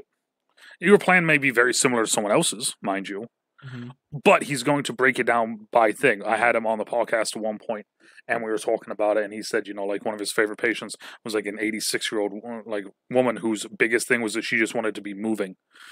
Like, so she came and got a personal trainer so she could just be moving and doing things. Like, that was her whole fucking thing. So, I mean, like, it's one of those things where, like, anything that I say right now, of course, only works specifically for me, right? Could it work for you? Of course it could. Is it 100% going to work for you? Maybe not. But, so like I said, the only thing I can really do is tell you my things. Is like, it's been relatively easy for me, but shit like this always kind of is. If I just put my mind to it, I can fucking do it. So, like, my biggest thing is, like, the first thing is, and I've shown this a bunch of different times on stream, my health book, right? I think I've shown you that, On the front, it just says Husky Health Book, just to make sure, like, there, boom, if I lose it, someone around here is going to know whose it is, right? It's worn off now, but I had I'm Not Alone and I'm Not Broken on the cover of it. And then the very first page is reasons I'm doing this. And it's one of those things, and I was talking to this with Vandal, right? Yeah. You don't need to put yourself. I put myself at the very fucking bottom in the biggest fucking lettering I can. But you don't need to put that. Because obviously you're doing it for your fucking self. You need to be doing it for yourself. So putting that as a reason why, or doing that as a motivation, like, you should be doing it for yourself. No fucking shit. If I know that I need to be doing it for myself, then I would just fucking do it for myself. It would be the same thing with people who drink, smoke, eat bad, right? Those aren't things you're supposed to be doing. Right. So just trying to use that as motivation won't work. It won't. Because you know that you need to do it anyway for yourself. It's a natural thing. Like, it kind of dumb. Like, right? Like, duh, of course I need to fucking do this for myself. Exactly. Like, oh, you're telling me that smoking a cigarette is going to be bad? I'm going to go have a cigarette. No, like, no shit. Like, right? So it's like, of course, like, well, I need to quit for myself. Well, of course you do, right? Yeah. So, like, that's my thing. So, like, of course, so mine's at the very bottom, biggest fucking lettering, because, of course, no matter what, that's always the biggest thing. But, then I have my different things. You don't have to put them in order. You can just fucking write them. Future, Dana, family, friends, community, those struggling, dark side, right? Because I'm an idiot, so I put for dark side on there. But my thing is this, right? I read that every fucking morning before I leave my apartment. Literally. Every single morning between 4:30 and 5 a.m. in the morning, I read that. Because that's all it is. It's that fucking simple. I now have a reason why I'm doing stuff. If I don't do something, I just failed everything that I just wrote there. It's the same reason why I make the posts every single day when I do stuff. It isn't because I want to show people I'm doing stuff or act cool because I'm working out and I'm doing stuff. It's an accountability thing. Yeah. If it's Monday and you don't see me put up a post at fucking 6 in the morning, you should know something's wrong, Yeah. or someone should call me out. That's Shoot, I think there was actually one of those days, like, what, 2 weeks ago? Yeah. Where you'd slept for most of the morning. I'm like, hey, you good? I haven't heard from you this morning. And you're like, oh yeah, I overslept. I'm getting ready to go work out now. Like, oh, okay. And that's my biggest thing. Is like that's the only reason why I post on there. Is it's an accountability thing. I've only told 3 people right now how much weight I've lost because I don't give a fuck about telling people that because it doesn't matter. Right. Right? What matters is me doing it. And that's my biggest thing. I get up, I go do it. Like literally, literally, I get up, go to the bathroom, take my Benadryl, grab my book, read my book, go to the gym. Boom. Done. That's it. See, that's my how my problem morning starts. is I have a hard time doing things by myself. I always do much better when I have someone there to kind of play off of. Because for the longest time, like when I lost all that weight, I had my buddy Justin, ex-Navy, big nerd like me. He was like, "Hey, dude, I want to start working out too. I heard you were getting ready to start going to the gym because you wanted to be fitter and more in shape for your job. Yep. Let me start going with you. I'll meet you here, and we'll work out, we'll do our thing, and we'll go eat. That kind of deal." Yeah. And we went like 4 to 5 days a week, and he would do it. Like he came up and he'd be like, "All right, I'm here. Let's go. Pre-workout time." So dump the pre-workout and go to the gym, work out. We'd sit there, we'd hang out, we'd talk, we'd bullshit, we'd compare numbers. And then he got a job with Amazon and moved. So I had to find a new gym partner, and my next gym partner was actually the Vandal. And he was like, "Yeah, dude, I want to get back to like my old fighting state, et cetera, et cetera." So I was like, "Okay, cool." And we had this like pseudo friendship type rivalry, like we were two Saiyans trying to go at it forever. Like we were comparing numbers, and it's like, okay, well, we're both the same weight class now. But I just did 12 of those and you only did 10. He's like, "Well, I can pump out 5 more. Can you pump out 5 more?" Yeah, sure. And it was always like, I can do better, you can do better, you can do better. And that was my mentality for a long time. And then same thing happened. They got a job and moved. And it was like, I'm losing the motivation that I had, and I can't find that again. And I'm trying to figure out where that is. So, like, I don't know. Maybe it's just one of those things that I'm built different. But for me, like, because it's one of those things, yeah, right? You're like, definitely built different. You have more dedication and motivation than anybody I know. But that's the thing, though, is like, and this is one of the things I was talking about with Vandal. I don't, though. I do it. Like I've made a conscious and dedicated effort that I need to do this, and it's one of those things. Like when you say about like motivation, having someone there to play off of, I get that. I used to go to the gym with the football team in college, and that's there's no bigger playing off of people than having other people that are there that's looking to take your job, that are pumping out more reps than you, or bigger weights than you, or helping you get better. Right? Like there's nothing better than that. It's a different mentality, and that's the biggest thing. Right? Is like. My workout is nothing special. This is nothing fucking special. This is a very basic amateur thing. Because it's one of those things. I can make, with my degree and all the fucking research I've done, I can make the best plan in the world. This will guarantee me to lose everything that I have. Within 2 years, I can lose 150 pounds. If I put my mind to it and I make the plan. Boom. Done. You know what the problem with that is? What? No one ever does that. No one ever sticks to a plan for 2 years? No one ever sticks to a plan that's perfect. Right. Because no one can. Because it's almost physically impossible to. You have to make a plan that works for you and that you like. And that's the biggest issue, is that people refuse to do that aspect of it. And like I said, when I say my plan isn't anything special, my Mondays is hammer curls, full rotation curls, tricep pull down, tricep overhead, crunches. 3 sets of 10. That's it. That's my Monday workout. Done. And then, of course, I've added the bike in recently because I pump out some more calories by doing that. Right. But like that's it. That's my entire Monday workout. Like that isn't rocket science. This isn't like a special secret thing or anything. Like when I do hammer curls, I actually hold it like this, and it's different when I do it. No, I just fucking do hammer curls. Like that's right. It's a very simple. It's very basic, but I like it and it works for me, and it gets me doing it. There's nothing special about doing the treadmill for 30 minutes and the bike for between 10 and 20, right? Like, my Wednesday, shoulder press, front raise, side raise, bent over rows, sitting twists, bike, 3 sets of 10 each. My Fridays, dumbbell bench, dumbbell flies, lat pull down, dead bug, bike. 3 sets of 10 each.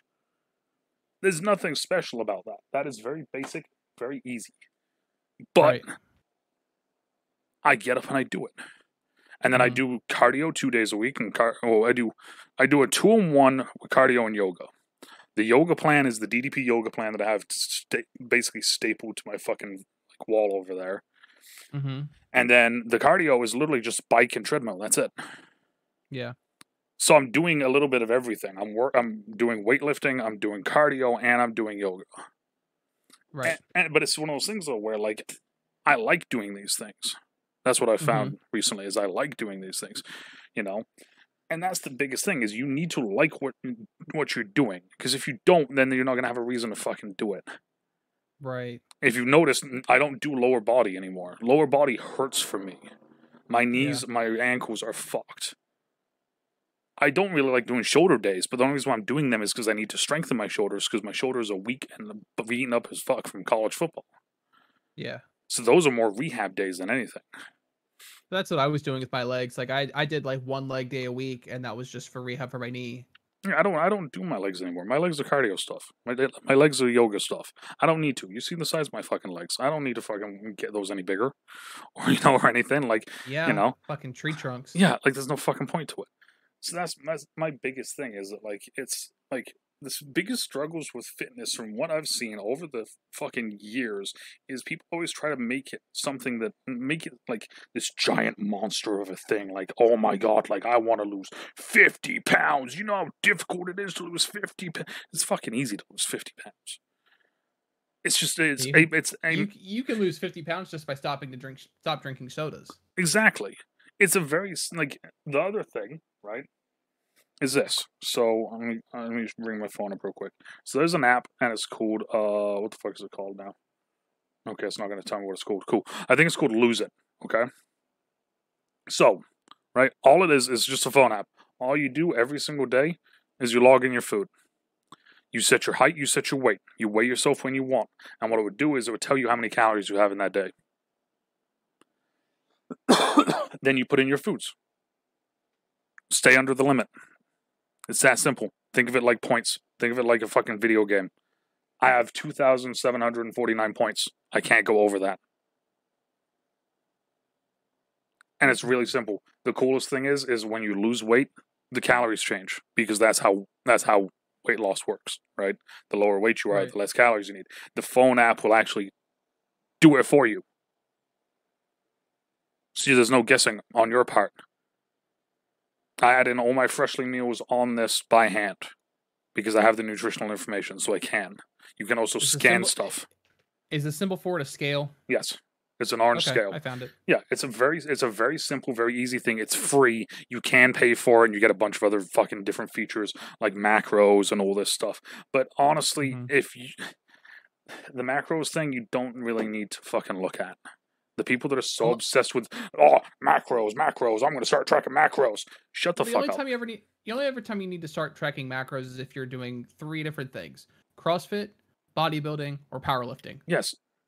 If you're losing, the only time you ever need to use macros. If you're losing weight, all you need to do, in all honesty, all you need to do, calorie count. It's that fucking simple. It's a calorie deficit. If you're burning more calories than you're taking in, then you're gonna lose weight. It's that simple. I mean, it's tried, true, and proven. Doctors have fucking. There was a doctor, and you can look this up. I'm pretty sure Snickers bars that he ate. He ate nothing but Snickers bars, and he lost weight. Mind you, his internal organs were absolute shite after the period that he did, but he lost weight just from eating Snickers. Yeah, I've seen that study because it was like he was burning more calories by just walking because all he did was eat Snickers and walk. Yeah. He would walk like 4 or 5 miles a day. It's the same thing. He'd eat less Snicker bars than he needed. It's the same thing that people don't realize about Jared before he did all the disgusting things that he did. But he used to walk to the Subway. Yeah. Get the sub, which most of the time was a veggie, and then walk home. No shit, you're going to lose fucking weight. If I walk down to the McDonald's down the street and get breakfast every single day and walk back, I'm going to lose weight. Yeah. Inside's going to be absolute shite, but like I said, it's just one of those things. It's fitness is it a mindset? Yes. But it also is just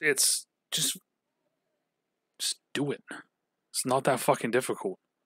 My other big thing is like getting up to do it, because I found that with the things that I have going on in the evenings, like streaming, home life, dinner, all that stuff, it's a lot harder for me to work out after work, because it's like by the time I get from work to the gym, it's already almost 3 o'clock, and then I work out for an hour. It's 4, sometimes an hour and a half. It's 4:30. I don't get home until almost 5. I then have 20 minutes to eat, spend some time with my wife, and then get on stream to stream until 10. So this is my thing. My workout takes half an hour. I honestly don't, unless I'm trying to become a fucking bodybuilder, increase just everything. Like, there's no point in it going over that. Like, there's no point. Right. Right? Get in, do what I need to do, get out. Boom. Done. Right? And it's one of those things as well. That's the other thing, is it's like, for me, I'm doing the weightlifting stuff to try and get my muscle, a little bit of my muscle back that I've lost over the years. I've hated the way I look, and when I was a little bit more muscular when I was in college, only a little bit more muscular, mind you, everyone out there, I liked that the way that I felt, and I liked the way that I looked better then. So I'm just trying to get that back, but adding a little bit more muscle on.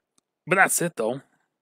It's not like I'm trying to become fucking Ronnie Coleman or Jay Cutler or the fucking Mountain. Yeah, I mean, right? Like, neither am I. But like, I mean, it's just trying to fit that kind of thing into my day. So I adapted this mindset that I was like, okay, I can get up a little bit earlier in the day, drive up to work out at the gym up there, and then just go straight to work. And then my issue was, I don't want to wake up at 3 a.m. Oh yeah, I used to have no problem waking up at 3 a.m. when I worked out in the field. I'd get up at like, I used to have to wake up at like 2:30 just to be ready and in the car to drive up to DC to be at work and start by 5. So this is my thing, is that I don't care. And that's not me saying it to you. That's me saying it to me.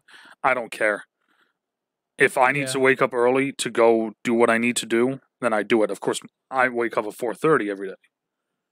I need to adapt that mindset. Like, I just need to just get your ass out of bed, get up and do it. Well, that's all it is for me. It's not, like I said, it's not anything special, right? Like, nothing I've said so far in this entire thing with struggles with fitness is anything special or anything unique or anything brand new. I just get up and do it. Yeah. That's it. You know, and like, you may say that that's special or that's, different, but I mean, like, to me, like, it's just like, if I need to get up at 4:30 to go in to the gym, so I'm in the gym around 5, work out from 5 to 5:30 or 5 to 6, depending on how long the bike takes, and then go into work from 6 to 9 or whatever fucking time I decide to go into work, till, then that's what I'll do.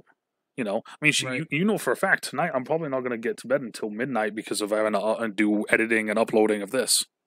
Yeah, for you but you'll still get up at 4:30. I'm going to be up at 4:30. Am I going to be tired? Yeah. Yes. Do I care? No. Why? Need to do it. Right. And that's the thing. I was like, it's not like a if and or but thing. It's just this happens. Yeah. And it's like the big one, and this is one, like, of course, like I was saying to Vandal, like, the writing down your reasons and reading them every morning is kind of cheesy, but it works for me. If it helps you, then it helps you. Exactly. Like, could it help someone else? Yes. Could it not? Fair enough, right? Yeah, because I've run into people in the gym that will sit there before their workout and just sit on the bench and meditate. I mean, literally, like, say mantras before they go in. Yeah. And I asked the guy one time, I said, "Does that help?" He's like, "Yeah, it puts me in the right mindset to go and lift and not get aggro with lifting." Because he used to have anger issues when he lifted. He would grunt and yell and lift as much weight as he possibly could, and he injured himself. So he had to slow himself down, and it helps get him in the right mindset. It's not so much a motivation thing. It's more so just, I need to be in this certain mindset in order to be in the gym. Oh yeah, that's one of the things where as well. Like, we used to in college, we all had different things that we used to do on maxed out days. Right. Before we went, it's just part of a routine. And that's the biggest thing, is it's a routine. Like, you got to get in the right mind space. And it's one of those things, like, it's like, and it's funny to me because, like, I've worked out to no music, I've worked out to pop music, I've worked out to heavy metal music, I've worked out to someone streaming. Like, it doesn't matter to me. Like, it's background noise. It doesn't, like, it's not one of those things where it's like, I need to listen to this song before I bench because, no, I don't give a fuck. I need to bench.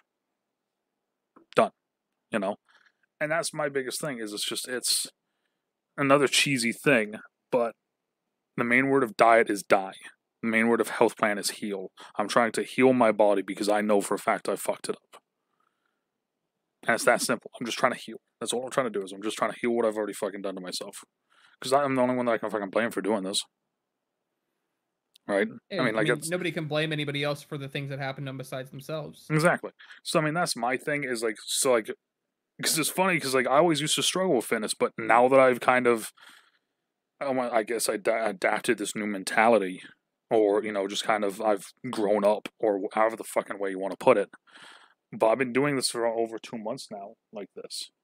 And it's just, this is life. That's how it is. Like, I missed doing yoga. Was it 2 weeks ago? I think it was 2 weeks ago, when the Castlevania show came out. The new season of it came out. Right? Dana gave me her fucking account info so I could watch it. And I just sat down and I watched the entire fucking thing from start to finish. I was supposed to. Yeah, because I remember you messaged me about it, and you said, "Do I stop now and go to yoga, or do I keep watching?" I said, "That choice is on you." You said, "I'm gonna keep watching." Yeah, I kept watching, and all I did was this: I do stuff 6 days a week. All I did was I made my Sunday, which is my off day. I took that off day and made it on Thursday, and just moved back my cardio and my yoga stuff. There we go. And I still did it. I just didn't do it on the same days. You know, and I guess it's a fact of holding yourself accountable.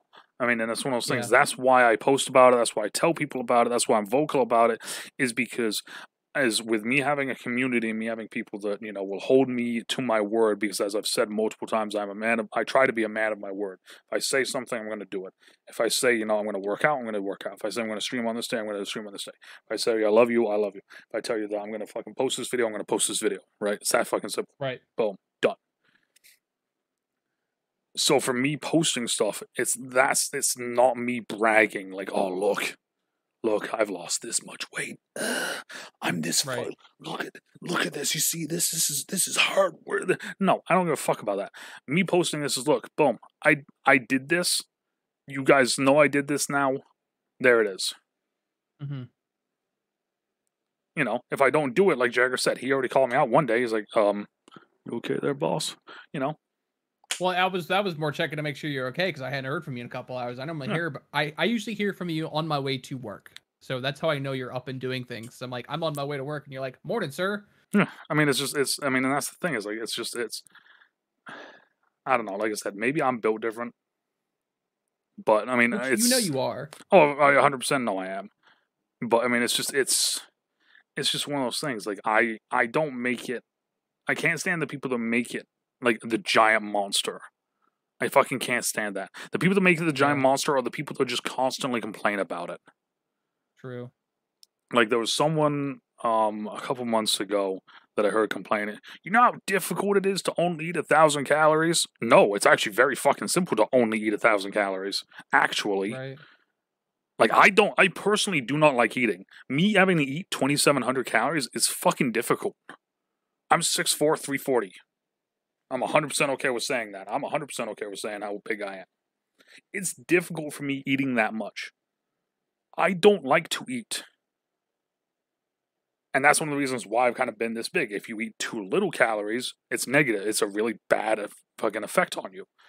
Yeah. So it's one of those things. I don't try to make it like this giant monster or demon. It's just that this is just how it is. If I need to eat that, then I'll eat that. I'll fucking spend the extra money. I'll make sure I get to that limit. It's that fucking simple. Like, it's, you know, it's just I've tried to do everything in my power to simplify this down to as like the easiest way I fucking can. Which I've already said, it isn't an easy thing, but I've simplified it to the easiest thing for me. I wake up, I go to the fucking gym. Done. I get my workouts in before 9 a.m. Most days, it's before fucking 6. Yeah. Done. There. The rest of the day, I don't have to fucking worry about it now. I have my food. Most days, because I do freshly, it is easier for me, mind you. But I have it all in my fridge marked. Every single day when I get my freshly every week, I take it out. Monday, Tuesday, Wednesday, Thursday, Friday. In the fridge. Everything's planned. I already have everything right there. Yeah. So all I do every morning is like wake up, throw that in, throw that in, throw that in. You know, Hmm. tomorrow I'm gonna have. I think tomorrow is protein packed. Is a protein chicken parm with garlic broccoli. I think the lunch is. I think it's a honey mustard bowl, and then for dinner I'm gonna have some pepper eggs. Oh, okay. Nice. That's my day. That's it. I already know what it is. So as soon as I wake up, I'm gonna put it straight in my phone. It's gonna tell me how many calories I have left. Cool. So that's a coffee and snacks. Yeah. And that's it. Like on my snacks, most days I have blue diamond almonds. I have protein Nature Valley bars, and I have Welch's fruit gummies because I like my fruit Okay. gummies. But that's it. Well, yeah, you Like gotta have fruit gummies. that's it. Done. It's not anything special, and it's one of those things. If I want cheesecake, I'll fucking have cheesecake. If I want pizza, I'll have fucking pizza. If I want a burger or McDonald's, I'll have that. I just need to make sure I don't cross my limit. Right. It's that simple. It really I don't I don't understand the people that like I said. To me it's difficult to understand the people that make it into a monster because it's not a monster. It's a very simple, easy thing. This is my number. I I do my research. I put it in. Boom, boom, boom, boom, boom, boom, boom. Okay, there's my limit. I'm at this much. Cool. Like today, for instance, I am at 2 calories under right now. Mm-hmm. Right? Yesterday. Right. If I do yesterday, let's take a look here. Yesterday I was okay, phone, come on. 772 calories under. Oh, okay. So like you're 19, well within your limits. 732, 24, 652, 9, 499, 499, 4, 21. Like I don't go over because it's that simple. You don't go over. It's not a difficult thing. Okay, I'm at 2 calories left. Cool. I'm not allowed to eat anymore for the day. Okay. you know. Yeah, I think I just need to refocus on what I want to do and why I'm doing it. Really, like just get into a habit and stick to it. And like I said, that's the biggest thing is figuring out what and why. Those are the two biggest Yeah. things: is what and why, right? Because like I said, that with the health book that I have, all it is it says reasons I'm doing this. That's it. There isn't a what or why written anywhere on here, right? Mm-hmm. My what and why are very simple. My what am I doing? I'm healing my body because I fucked it up for the last probably 20 years. I'll say. Why am I doing? That's the why. What am I doing? I'm restricting my calories. I'm going to the gym. I'm getting the little muscle that I had back, improving said muscle, and I'm doing cardio to burn on calories. I'm doing the yoga to improve my flexibility and my breathing. That's it. I don't know, man.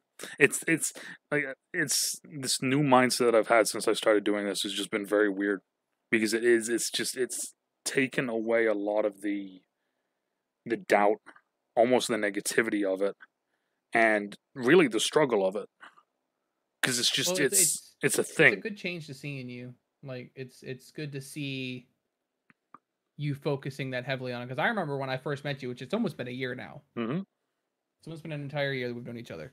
And like when I first met you, you were very like you were a cool guy. We got to know each other, but you weren't very health focused. You had your freshly meals, but you did your own thing. And then when you had your switch where you changed to being a lot more health focused and started working out, I was like, wow, this is good for you. I mean, it's one of those things. Like like I said, like would my plan work for anyone else? Maybe, maybe not. I don't fucking know. If you want to try it, try it. But my thing is this: I'm always willing to offer whatever help I can.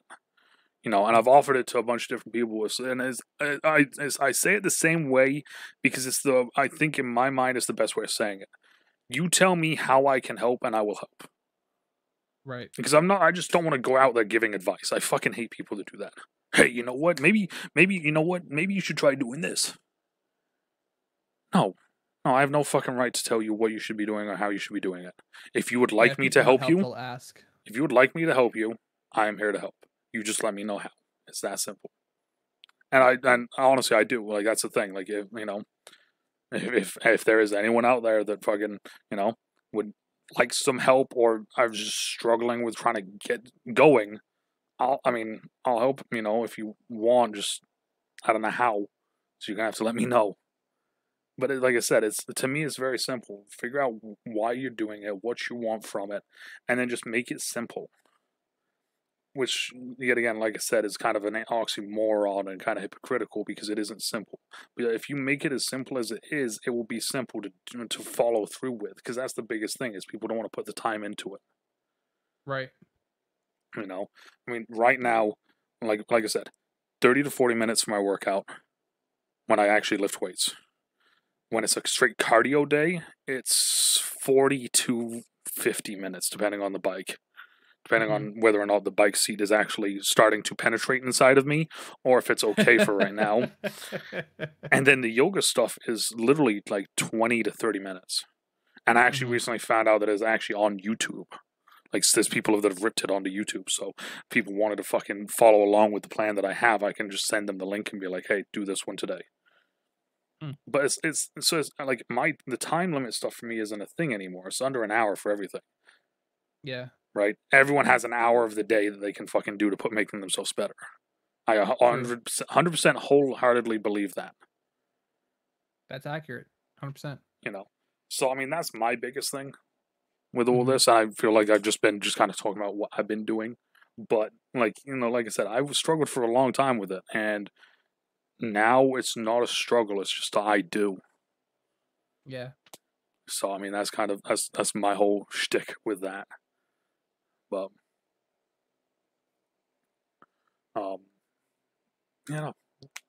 that's all I got, man, for today. Yeah, it was pretty much me. I pretty much picked that one because I kind of wanted to talk about, like, talk through my whole thing with fitness as of late, because I was sitting there looking at my bills and I was like, man, I'm paying for this gym every month and I'm not fucking using it, and I need to start using it. Why can't I bring myself to go to the gym? That's the thing. Like, honestly, like, the only thing that I would say to people to do would be to write a list of reasons why. And the last one is yourself. The last thing is yourself, because like I already went over, like, we all know we need to do it. So there's no point in saying, like, I'm just going to do this for myself. No, that's a cop out. Fucking, what's the reasons why you're doing this, right? And then see if that daily, like, almost daily, repetition of it in your head works.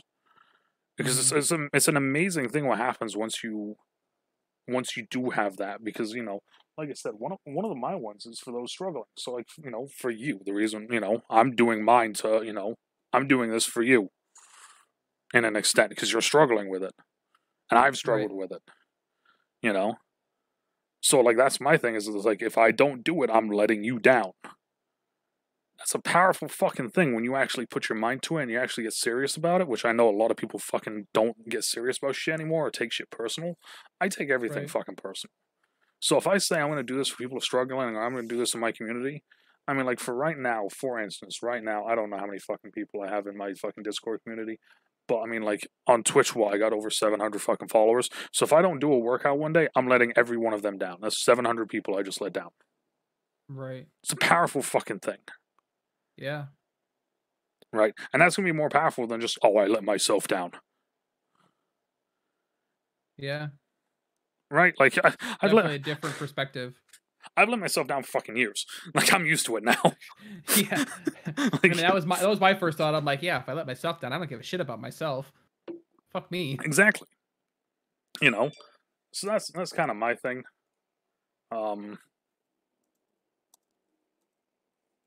But anyways, thank you, Jagger, for coming on. I really do appreciate you stopping by, hanging out, and saving this from being just me ranting and raving, because I would have probably ranted and raved about just the fitness thing for, the whole time.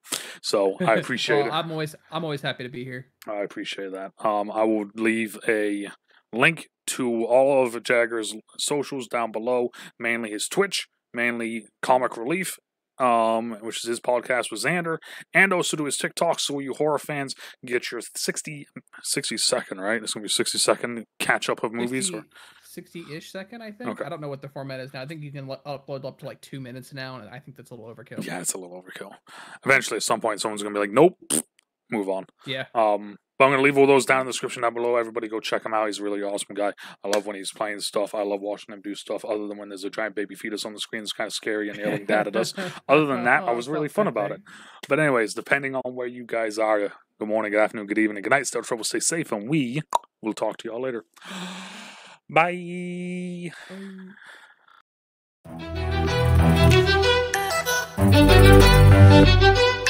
Bye.